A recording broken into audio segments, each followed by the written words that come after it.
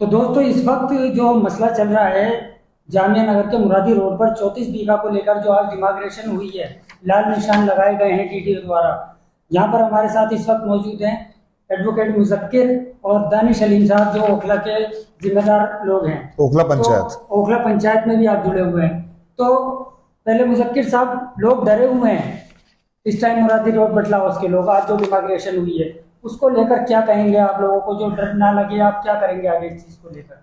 देखिए, supreme court में ये मामला लंबित है और कोर्ट का अभी तक कोई भी ऐसा आदेश नहीं है जिसमें उस पर्टिकुलर एरिया की या ओखला के किसी भी एरिया में आवाम को डरने की जरूरत हो। ना ही अभी तक किसी ऑर्डर के मुताबिक किसी के घर को खतरा है, ना ही किसी की किसी संपत्ति को खतरा है। लेकिन निशान लगा दिए गए हैं। कोर्ट में अभी मामला चल रहा है, उसमें बहुत सारी रिपोर्ट्स मांगी जाती हैं, बहुत सारे सर्वे होते हैं, डिमार्केशन होते हैं, सब चीजें लाइन अप की जाती हैं। तो ये आप ना मान के चलें कि वो आपके खिलाफ जा रहा है।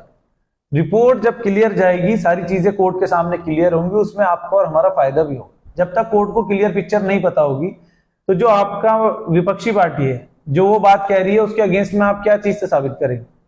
तो वो रिपोर्ट हमारे ओखला के आवाम के फेवर में भी काम करेगी। इसमें कोई पैनिक होने की जरूरत नहीं है, कोई घबराने की, परेशान होने की बात नहीं है। अभी तक कोई ऐसा आदेश नहीं है। अभी सिर्फ रिपोर्ट सबमिट हो रही है जिसमें वहां पर ओखला पंचायत के भी कुछ लोग मौजूद थे और काफी जिम्मेदार लोग मौजूद थे। सामने देख करके सुनिश्चित किया गया है कि रिपोर्ट सही सही बने और ये देखा गया है कि रिपोर्ट सही सही बनाई जा रही है। मुजक्किर साहब, एक बात पूछना चाहूंगा, आप जैसे कि एडवोकेट भी हैं, वहां पर भी ये लोगों ने कहा कि रिपोर्ट सबमिट हो रही है। ये मतलब निशानदेही करके वो किस तरह की रिपोर्ट सबमिट होती है, फिर वहां पर तरीके का विवाद है और कोर्ट को ये क्लियरिटी चाहिए कि वो खसरा नंबर है कहाँ एग्जिस्ट करता है। तो उसके लिए आपको निशानदेही कोर्ट डीडीए से ही मांगेगा, जहां डीडीए की जुडिक्शन में मामला आता है। तो जब तक कोर्ट को पिक्चर क्लियर नहीं होगी कि पूरे मैप में कहाँ की हम बात कर रहे हैं, उस प्रॉपर्टी का स्टेटस क्या है, वहां पर ऑक्यूपेंसी कितनी है, क्या रेसिडेंशियल है, कमर्शियल है, वैकेंट लैंड है, क्या है, और डीडीए का मार्किंग जो होगी प्रॉपर, वो सब कोर्ट के सामने नहीं होगा तो कोर्ट भी जस्टिस किसी के साथ भी नहीं कर पाएगा, ना डीडीए के ना हमारे। तो ये सब प्रोसीजर है कोर्ट का, उसे कोर्ट फॉलो करता है, तो वही प्रक्रिया चल रही है। दानिश अलीम साहब, आप पंचायत ग्रुप से जुड़े हुए हैं, मुजक्किर साहब के पास दोबारा आएंगे। आपकी पंचायत क्या कर रही है इस टाइम इस चीज को लेकर, जैसे कि इस टाइम चल रहा है जामिया नगर? देखिए, हमारी ओखला पंचायत से जो सबसे पहले हमारी अपील आवाम से ये है कि खौफ और हरास ना फैलाएं आवाम में। आवाम बिल्कुल ना घबराए। ऐसा कुछ नहीं होने जा रहा कि आपके घर तोड़े जाएंगे, डीडीए तोड़ेगी, ऐसा कुछ अभी नहीं हो रहा। जैसा कि एडवोकेट साहब ने बताया, मुजक्किर भाई ने, कि रिपोर्ट जमा होगी, डीडीए बताएगा कि मौका महल पे क्या है, मौका महल पे है क्या। उसके बाद हमें कोर्ट से पूरी उम्मीद है कि इंसाफ हमें मिलेगा जब कोर्ट को बताया जाएगा कि यहाँ पे घनी आबादी है और 2014 से पहले की है, क्योंकि 2014 में वकील साहब स्पेशल प्रोटेक्शन आ गया था, वो प्रोटेक्टेड चल रही है, वो काफी सारी चीजें उसमें हो जाती हैं, काफी सारी चीजें हैं। तो पहली बात, आवाम सब्र तहम्मुल से काम ले। खौफ और हरास जो लोग फैला रहे हैं वो ना फैलाएं। इंशाल्लाह ऐसा कुछ नहीं होगा। हमें अपने कोर्ट से पूरी उम्मीद है, अपने संविधान हमारे कोर्ट से, कि हमें पूरा राइट्स है डिफेंड करने के कोर्ट में, और हम डिफेंड करेंगे और इंशाल्लाह इस मुकदमे में भी जीत हमारी होगी इंशाल्लाह। यहाँ तक बात पहुंची कैसे? देखिए, मतलब किन लोगों का ये कारनामे हैं, ये कौन लोग हैं जो इस तरीके से कर रहे हैं? पहले एक बिल्डिंग टूटती थी, अब 34 बीघा में हजारों मकान आ रहे हैं। दानिश साहब, मुजक्किर साहब, इस पर क्या कहेंगे? देखिए, ऐसा है, कौन क्या कर रहा है, सबके अपने कोर्ट में जिनके जो मैटर्स चल रहे हैं उसमें सब किसी के इंडिविजुअल इश्यूज हैं, जो कुछ भी है उस सब में जाने की जरूरत नहीं है। लेकिन जहां पर डीडीए की जुरिडिक्शन होती है, काफी बार देखा गया डीडीए अलग अलग तरीके से कार्रवाई करती रहती है और अपनी लैंड को मार्क करती रहती है। तो अगर कोई प्रक्रिया डीडीए की तरफ से भी ऐसी चल रही है और कोर्ट में किसी भी वजह से कोई मैटर पहुंचा है और वहां पर यह देखा जा रहा है कि किस लैंड का क्या स्टेटस है, तो बहुत अच्छी बात है, टाइम रहते क्लियरिटी हो जानी चाहिए, रिकॉर्ड पे साफ पिक्चर चली जानी चाहिए। तो जो भी वजह है उसके पीछे कैसे वहां तक मामला पहुंचा, क्या पहुंचा, पिक्चर क्लियर हो रही है, और जब पिक्चर क्लियर होगी तो उससे आवाम का फायदा होगा। इस मुद्दे पे एक बात और पूछूंगा बस, कि अगर कहीं ना कहीं मसला फंसता है मुरादी रोड के इस निशानदेही को लेकर, तो क्या दानिश अलीम और मुजक्किर मुरादी रोड के लोगों के साथ हैं क्या? किस तरीके से साथ है? देखिए, ऐसा है, अभी आप इस सवाल का जवाब या इस सवाल को करने से भी पैनिक क्रिएट हो सकता है। अभी ऐसी कोई बात ही नहीं है। सिर्फ हम नहीं, ओखला पंचायत नहीं, पूरे ओखला की आवाम मुरादी रोड के लोगों के साथ है। लेकिन अभी इस सवाल की कोई गुंजाइश नहीं है। अभी उस मैटर में कुछ ऐसा नहीं होने जा रहा है। अभी एक प्रोसीजर चल रहा है, रिपोर्ट्स बन रही हैं, कोई घबराने की कोई ऐसी बात नहीं है। रिपोर्ट सबमिट होने दें, कोर्ट का फैसला आने दें, उसके बाद कुछ हो। अभी आपकी ये मसला तो आज हुआ कि मुरादी रोड पे डिमार्केशन की आईटीडी और वहां से लोग, लेकिन इससे पहले आपकी जो पंचायत है वो क्या कर रहा है इलाके के लिए, वो जरा खुल के बताएं आप। देखिए, पंचायत ने जो मुहिम शुरू की थी जी, उसका मेन मकसद ये था कि जो ब्लैकमेलिंग चल रही है ओखला में और जिस तरीके से डिमोलिशन अननेसेसरली हो रहे थे, बहुत सारी परेशानियां आ रही थी, उसके बारे में लोगों को अवेयर करना, जो लोग इस तरीके के गलत काम कर रहे हैं उन लोगों को हाईलाइट करना, क्योंकि ऐसे मसलों में सामाजिक प्रेशर एक बहुत बड़ा प्रेशर होता है और उससे लोगों को सुधरने का मौका भी मिलता है। हम किसी से सवाल करते हैं, भाई तू गलत कर रहा है मत कर, तो आदमी बोलता है ठीक है ध्यान रखूंगा नहीं करूंगा, प्रेशर बनता है, वो भी एक कोशिश थी। दूसरा, कोर्ट में देखो ऐसा है कि पंचायत ने बहुत सारे मैटर्स सर्च करके और उनकी लिस्ट बनाई थी और काफी सारे मैटर हाईलाइट ना करके उनको वॉच किया गया, उनकी रिपोर्ट डिटेल्स निकाली गई, सब कुछ किया गया और निकालने में ये देखा गया किस मैटर में कितने पिटिशनर, कौन पिटिशनर कितनी पिटिशन डाल रहा है, क्या कर रहा है और उसका मोडस ऑपरेंडी क्या है, उसकी इंटेंशन क्या है, वो सब देख करके एक रिपोर्ट हमने बनाई थी। उस रिपोर्ट पे अभी और भी काम बाकी है, क्योंकि कुछ ऑर्डर्स ऐसे एक्सपेक्टेड ऑर्डर्स हैं हाई कोर्ट के जो बहुत इंपॉर्टेंट होने वाले आने वाले वक्त में।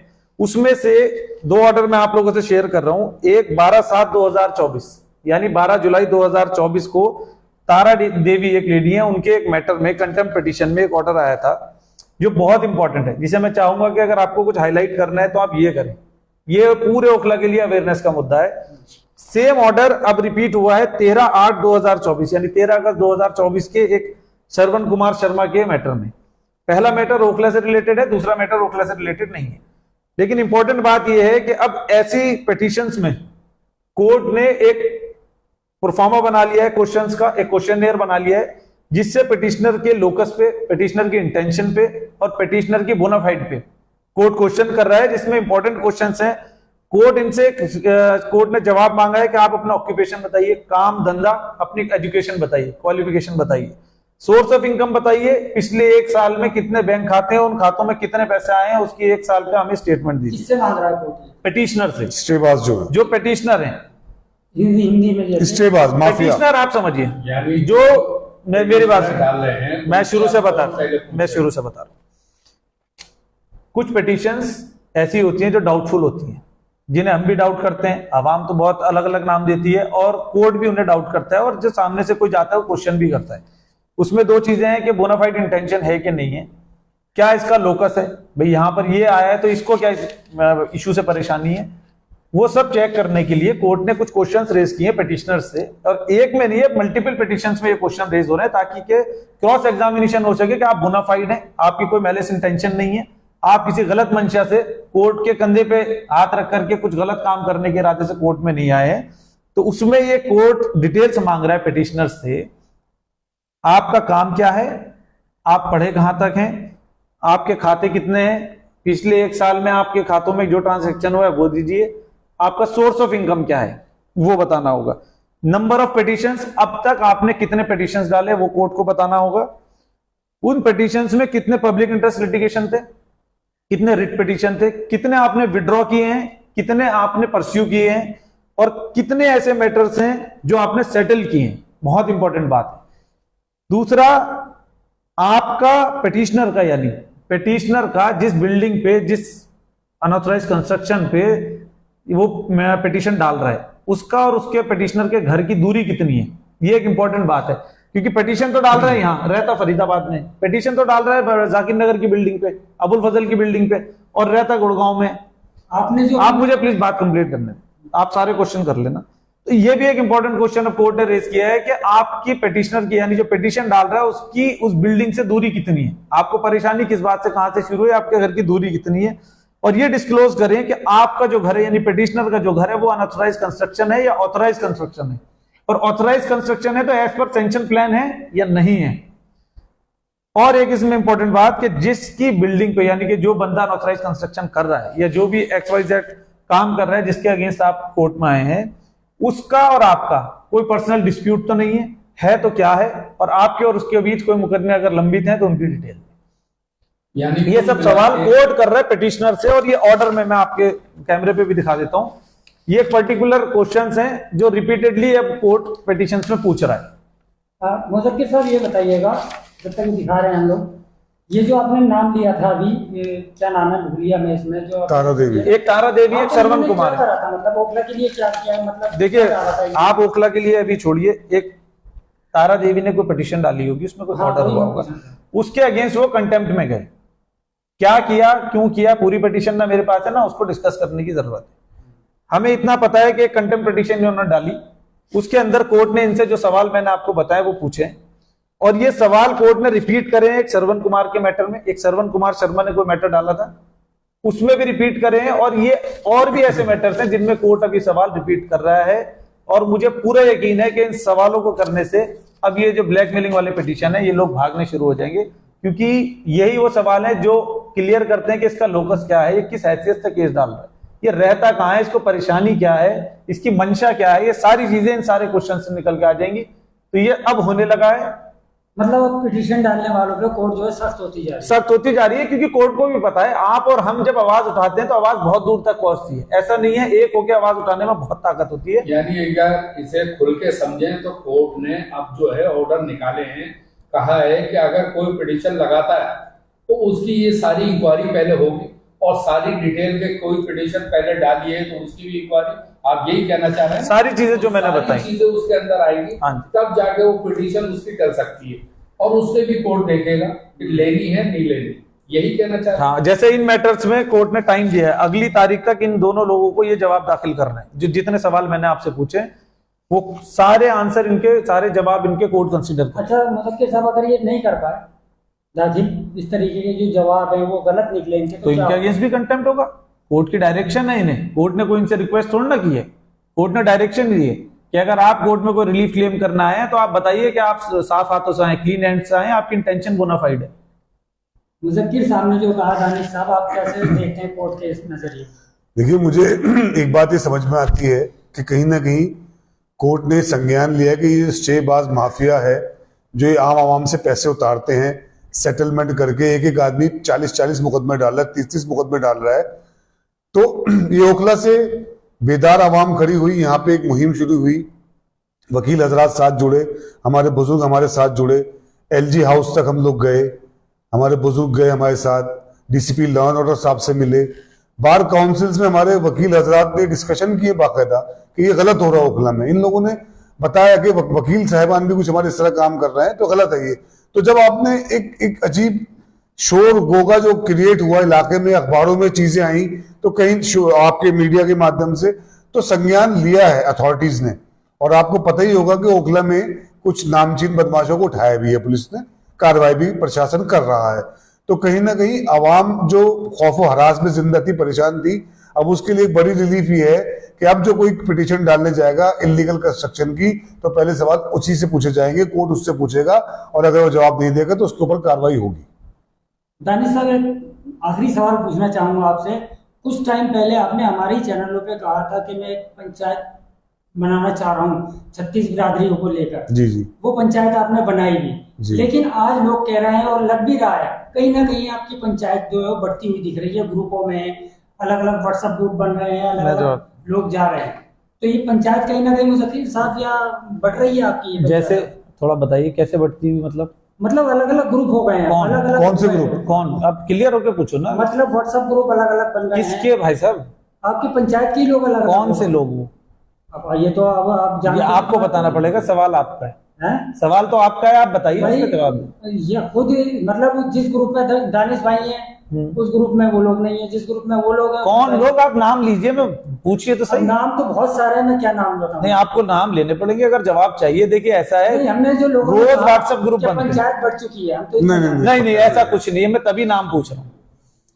ऐसा कुछ नहीं है, रोज एक नए व्हाट्सएप ग्रुप बनते हैं। हो सकता है मैं कल को कोई व्हाट्सएप ग्रुप बना दूं, इसका मतलब ये नहीं है कि हम दोनों अभी साथ बैठे हम बढ़ गए। हमारे जो पंचायत के प्रवक्ता लोग हैं, हो सकता है वो कोई व्हाट्सएप ग्रुप किसी इशू को लेकर के बना ले, लेकिन इसका ये मतलब नहीं है कि वो बढ़ गए। इल्जाम ये भी लगाया है आप लोगों पर कि मतलब आपने कुछ एक कोर कमेटी बना ली, सिर्फ 10 लोगों की अलग ग्रुप बना लिया है, जी जी, उसमें उन मेन लोगों को नहीं जोड़ा है, ये भी उन लोगों ने। देखिए आप जो ये इल्जाम और ये सब जो सियासी प्रेस कॉन्फ्रेंस में चलता है कि नहीं, विपक्ष सर, ने, जो पब्लिक कह रही है। अगर पब्लिक नहीं पब्लिक आप क्लियर इल्जाम बताइए। और देखो, जोड़ने की बात नहीं है। पंचायत में अगर 10 लोग हैं, 20 लोग हैं, पहली बात तो शायद आपको गिनती गलत पता है, पंचायत की टीम बहुत अल्हम्दुलिल्लाह बड़ी है। दूसरी बात, किन इंपॉर्टेंट लोगों को नहीं किया, अगर आप सारी चीजें पूछना चाहते हैं तो आप फिर उनके नाम भी बताइए, तो हम आपको ताकि बता पाए कि हमने उन्हें अप्रोच किया या उन्होंने हमें अप्रोच किया या वो हमारे साथ हैं ऑलरेडी। हो सकता है आपको गलतफहमी हो। तो ये गुमसम जो ये सवालात होते हैं, ये सब राजनीतिक मुद्दों पे होते हैं कि वो विपक्ष ये कह रहा है और वो जनता ये कह रही है और आवाम ये कह रही है। यहाँ पर अगर कोई ऐसा है जिसको आपको लगता है कि हमें लेना चाहिए था और हमने नहीं लिया, तो आप पूछिए, हम उसका जवाब दें। दानिश अलीम साहब, मेरा आपसे आखिरी सवाल है कि अभी तक जब से पंचायत बनी है ओखला के अंदर, और जाहिर सी बात है कि पंचायत में आप लोग हमेशा आते रहे और बोलते रहे, लेकिन मैं मीडिया के सामने आपसे ये पूछना चाहता हूँ कि पंचायत ने आज तक ओखला के लिए कहाँ गई, खुल के बताइए जरा हमें चैनल पे हमारे, कि कहाँ गई, किससे मिली और ओखला के लिए क्या क्या किया है अभी तक। देखिए, पंचायत का सबसे बड़ा मसला डेमोलिशन था। ओखला का डेमोलिशन को रुकवाना और पब्लिक को अवेयर करना। उस सिलसिले में सबसे पहले तो ओखला पंचायत बनी, हमारी मीटिंग वही हुई जहां घर टूटे थे, आप लोग वहां मौजूद थे। वहां से अवामी बेदारी एक शुरू हुई, अवाम जुड़ती चली गई और उसके बाद हमारे साथ बहुत लोग जुड़े और फिर हम अपने बुजुर्गों के संपर्क में आए, जो हमारी RWAs हैं, हम उनके संपर्क में आए और आज अल्हम्दुलिल्लाह मेजोरिटी जो है ओखला की RW हमारे साथ है, पूरी विधानसभा की। हम LG साहब के डेलीगेशन किए, उसमें हमारा रिप्रेजेंटेशन था। DCP लॉ एंड ऑर्डर साहब से मिले, वहां रिप्रेजेंटेशन था। DC साहब से मिलने लोग गए, वहां रिप्रेजेंटेशन। देखिए, पंचायत का मतलब ये नहीं कि दानिश या मुजक्किरी हर जगह जाएंगे। हमारी पंचायत में 850 मेंबर हैं अल्हम्दुलिल्लाह, 850 मेंबर हैं और उन्हें कहीं लगता है वो जा सकते हैं। तो हमारे कुछ मेंबरान अभी DC साहब से मिल गए थे, कमिश्नर जो दिल्ली कमिश्नर है MCD के, हमारी पंचायत के 6 लोग वहां मिलके आए थे और अलग अलग जगहों पे अलग अलग जगह वो जा रहे हैं, अपना काम कर रहे हैं। और ज्वाइंट CP से भी मिले जी, ज्वाइंट CP साहब से मिले और इनफैक्ट परसों ही गुड्डू भाई जो अमजद भाई कुछ टीम हमारी DCP साहब से मिलके आई है यहाँ के। तो अब आप बहुत सारे मैटर ओखला के ऐसे हैं जो हमने हाईलाइट नहीं किए, क्योंकि हमें बिल्डिंगें तोड़वानी हमारा मकसद नहीं है। देखिए, हर जगह वीडियो बनाना, हर जगह को हाईलाइट करना जरूरी नहीं है। बिल्डिंगें बुक हो जाती है, ऑन रिकॉर्ड हो जाती है। अल्हम्दुलिल्लाह पंचायत ने ऑफ द रिकॉर्ड 3 ऐसी चीजें करी है, 3 ऐसे फैसले हुए हैं जिसमें लोगों ने मुकदमे वापस लिए हैं अपने। वो आपको पता है कि हमने उनको हाईलाइट नहीं किया, क्योंकि जिस बिल्डिंग में लोग रह रहे हैं, अगर हम उस बिल्डिंग का नंबर बना के वीडियो बनवा देंगे तो क्रेडिट हमें नहीं चाहिए। तो अल्हम्दुलिल्लाह काम जारी है। लोगों ने बिल्डिंग पे मुसीबत आ गई, ऑन रिकॉर्ड वकील साहब वो बुक हो जाएगी और एयर हो जाएगी, कोई भी वीडियो सेव कर लेगा, कल जाके कोर्ट में कह देगा जी इसमें फिर लोग रहते हैं, कंटेम्प्ट है इसमें। तो हमें रिफ्रेन करना, बचना है इन चीजों से। देखिए, किसी का अगर घर टूट रहा है तो वहां जाके वीडियो ना बनाएं, उसका नाम ना बताएं। आप ये बताइए कि पिटिशनर कौन है, उसने ऐसा क्यों किया, उससे सवाल कीजिए। अगर मैं ऑलरेडी अपने घर में रह रहा हूँ, अपने घर की वीडियो बना के ले जा रहे हैं और कंटेम्प्ट बिल्डिंग चली गई और इसमें पंचर हो गई, दोबारा उसने कुछ बात करके जोड़ ली, तो आपकी यही वीडियो जो है 1 साल 2 साल के बाद ऑन एयर कोई भी उठा के लेके जाएगा कोर्ट में कि सारी बिल्डिंग टूटी थी, पंचायत वाले बता रहे हैं, इनके सामने टूटी थी, ये गवाह है, इसको दोबारा तोड़ो, वो फिर जमीन से मिला दी जाएगी। तो पंचायत का आइडिया पब्लिसिटी लेने का बिल्कुल नहीं है हमारा आइडिया है कि लोग खौफ और हरास में ना जिए। वकील साहबान हमारे साथ है, मुफ्त राय हम लोग देने को तैयार है, हमारी वकीलों की पूरी टीम है, मुजक्किर भाई के साथ हमारी एक बड़ी टीम है अल्हम्दुलिल्लाह। और हमें खौफ और हरास नहीं बनाना, हमें जनता का साथ देना है। मुजक्किर भाई, लास्ट में क्या कहना चाहेंगे ओखला की जनता से कि घबराए ना, क्या कहना चाहेंगे, कैसे मतलब इसको हैंडल करें? देखिए, मेरा सिर्फ इतना ही कहना है कि एक तो ये डिमार्केशन के जो चर्चा बहुत चल रही है, इस पे आप लोग ज्यादा ध्यान ना दें, इसमें कोई ऐसी परेशानी की बात नहीं है। और जहां तक डिमोलिशन की बात है, अब अल्हम्दुलिल्लाह कोर्ट में भी काफी क्वेश्चंस इन पे उठने लगे हैं और बहुत सारी चीजों में चेंजेस आए हैं और आने वाले वक्त में इंशाल्लाह बहुत अच्छे रिजल्ट आप लोगों का साथ रहा तो मिले। धन्यवाद।